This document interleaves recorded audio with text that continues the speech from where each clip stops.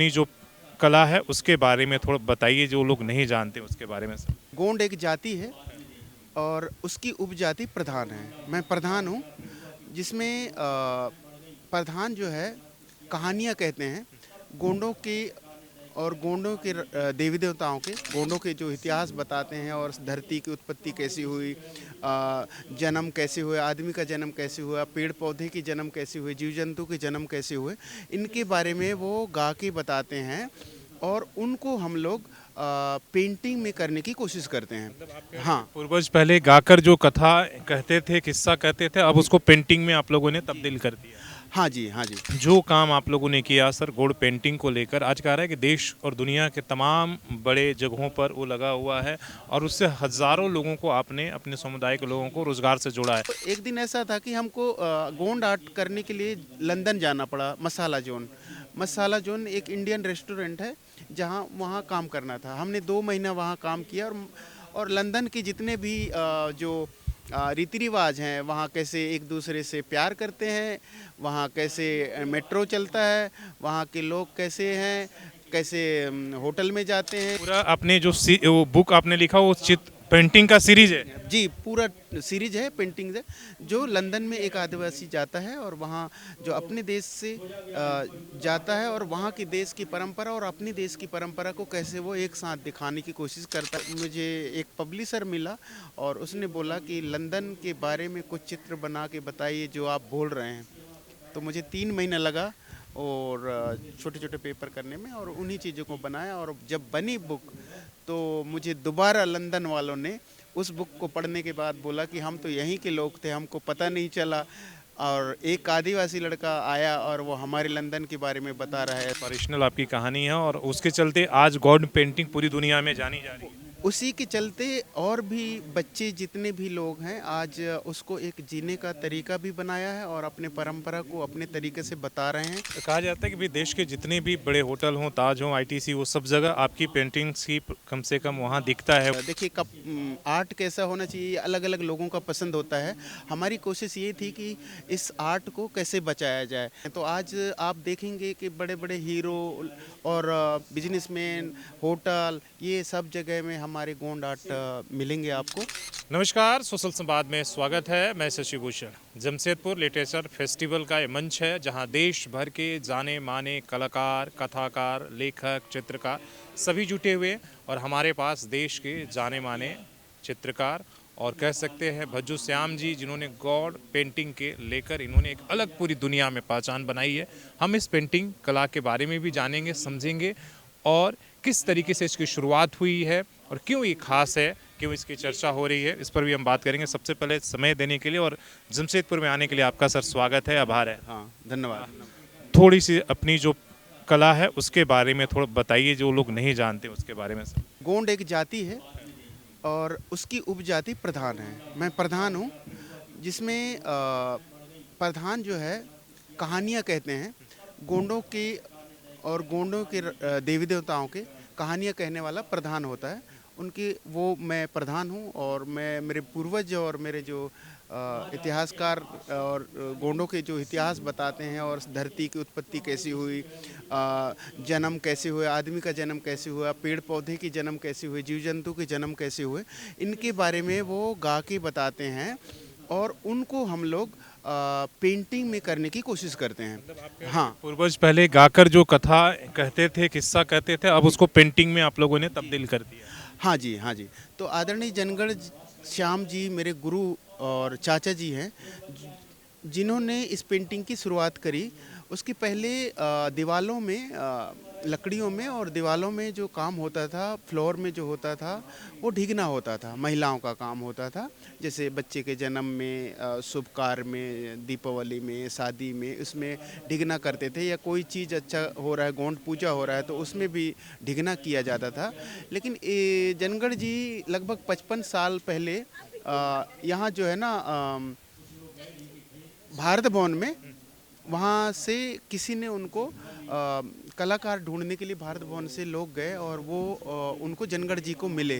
जनगढ़ जी का चित्र वहाँ दीवारों में दिखा और उनको वो पकड़ के और रख के मतलब आए और भारत भवन ले आए भोपाल, मतलब भारत भवन में। वहाँ उनको बहुत सारा पेपर दिया, कैनवास दिया और कलर दिया, जिससे वो बहुत सारा पेंटिंग बनाया। तो वो पेंटिंग करते गए और एक नई पहचान उन्होंने एक रचना की, जो डिज़ाइन, जिससे हम आज एम.एफ. हुसैन को जानते हैं, राजा की पेंटिंग को जानते हैं।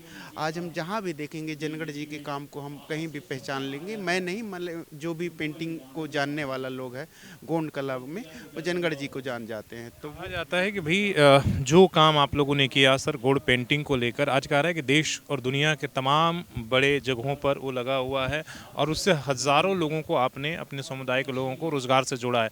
थोड़ा वो आंकड़े बताइए। ऐसा है, पहले के ज़माने में क्या होता था कि जनगढ़ जी के ज़माने में जो पेंटिंग आप खरीद रहे हैं या ले रहे हैं, या जो भी आप उस समय रखते थे अपने पास उनके कामों को, तो वो अपने घर में रखते थे और अपने मित्रों को दिखाया करते थे। तो मित्रों को दिखाया करते थे और लेकिन मैंने जो है ना, मैंने क्या किया है कि फर्स्ट टाइम जब मैं लंदन गया 2001 में, तो उस समय वापस आया तो मैं एक बुक बनाया, द लंदन जंगल बुक, जो बहुत लोगों को पसंद आया। अलग अलग देशों में लोग उसको पढ़ रहे हैं, अभी भी पढ़ते हैं, 6 भाषा में है।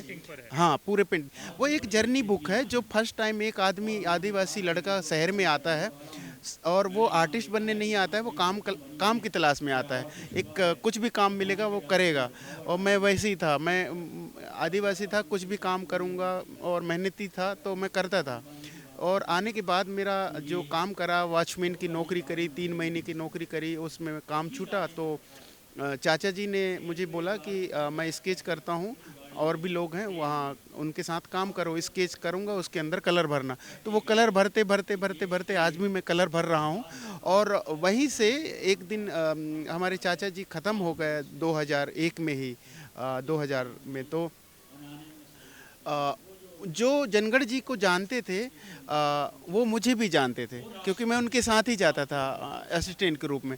तो एक दिन ऐसा था कि हमको गोंड आर्ट करने के लिए लंदन जाना पड़ा। मसाला जोन एक इंडियन रेस्टोरेंट है, जहाँ वहाँ काम करना था। हमने 2 महीना वहाँ काम किया, और लंदन के जितने भी जो रीति रिवाज हैं, वहाँ कैसे एक दूसरे से प्यार करते हैं, वहाँ कैसे मेट्रो चलता है, वहाँ के लोग कैसे हैं, कैसे होटल में जाते हैं, कैसे उनका मान्यता है, और जो समय है वो समय कैसा है, वो मुझे जानने को मिला वहाँ फर्स्ट टाइम। एक आदमी पहली बार अगर जा रहा है, तो जब हम लोग वहाँ से 6 बजे काम छूट के हम फ़ोन कर रहे हैं, तो यहाँ 2:30 बज रहा था रात में। मेरी वाइफ को मैं फ़ोन करता हूँ तो 2:30 बज रहा है, तुम इतने बजे क्यों कर रहे हो, पहले करो। तो ये जो मेरे दिमाग में था, उनको ही मैंने चित्रों के माध्यम से मैंने उस बुक को बनाया। पूरा आपने जो वो बुक आपने लिखा, वो चित्र पेंटिंग का सीरीज है। जी, पूरा सीरीज है, पेंटिंग है।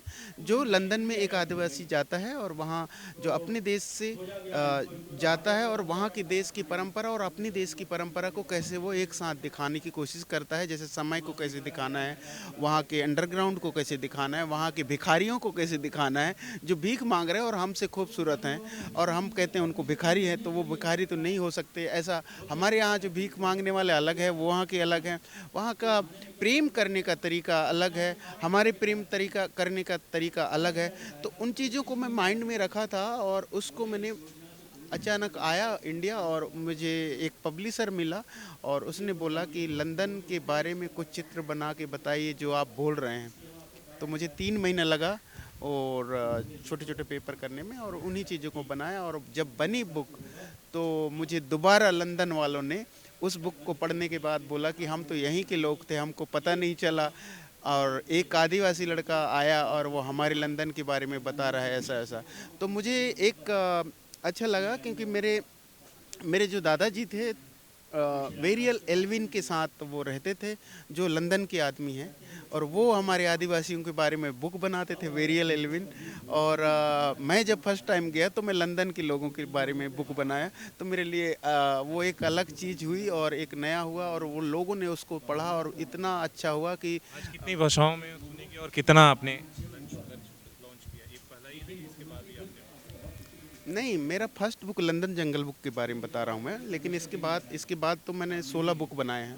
16 बुक हैं जो इटालियन, डच, फ्रेंच, जापानीज़ ऐसे करके अलग-अलग लैंग्वेज में हैं, जो वो पढ़ते हैं लोग और मुझे उन्हीं बुकों के वजह से अलग-अलग देश में जाना पड़ता है। इंस्पिरेशनल आपकी कहानी है और उसके चलते आज गॉड पेंटिंग पूरी दुनिया में जानी जा रही है। उसी के चलते और भी बच्चे जितने भी लोग हैं आज उसको एक जीने का तरीका भी बनाया है और अपने परंपरा को अपने तरीके से बता रहे हैं, अपने अपने तरीके से कह रहे हैं, अपने अपने तरीके से चित्र बना रहे हैं। तो वो हमारे लिए बहुत खुशी की बात है और ये इसका श्रेय आदरणीय जनगढ़ जी को जाता है।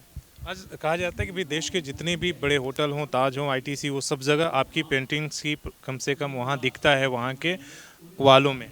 देखिए कब आर्ट कैसा होना चाहिए अलग अलग लोगों का पसंद होता है। हमारी कोशिश ये थी कि इस आर्ट को कैसे बचाया जाए, आप चाहे बुक के माध्यम से बताया जाए या फिर और आर्टिस्ट को जोड़ के बताया जाए, ये कैसे करें। तो आज आप देखेंगे कि बड़े बड़े हीरो और बिजनेसमैन, होटल, ये सब जगह में हमारे गोंड आर्ट मिलेंगे आपको। और तो हमको अच्छा लगता है कि और भी आगे जाएगा और ये इसकी जर्नी जो है ना अभी एक कहना चाहिए कि अभी 50 साल का है ये गोंड आर्ट का। तो ये बहुत बड़ी उपलब्धि है हमारे लिए। हाँ हाँ जी। आगे क्या भज्जू श्याम जी का क्या लक्ष्य है और कि आगे किस तरीके का और काम करना चाह रहे हैं? मेरा मेरा ये है कि मैं शो करता हूँ, ज़्यादातर सोलो शो करता हूँ। अभी 25 दिन पहले मैं जापान से वापस आया है। जापान में मेरा सोलो शो, हाँ मेरा सोलो शो है। आर्ट हाँ दिखाते हैं। तोजी टेम्पल जो वहाँ का बहुत बड़ा एक टेम्पल है जो सरकारी है, जैसे हमारा कुतुब मीनार होता है उस टाइप का एक टेम्पल है, जो वहाँ मैं शो करता हूँ। 2023 में भी मैं शो करके आया था, अभी भी हम शो करके आए हैं, वही चलता है। और अभी मेरा जनवरी में मेरा एक दिल्ली में एक इटालियन आर्टिस्ट के साथ शो है, उसकी तैयारी कर रहे हैं।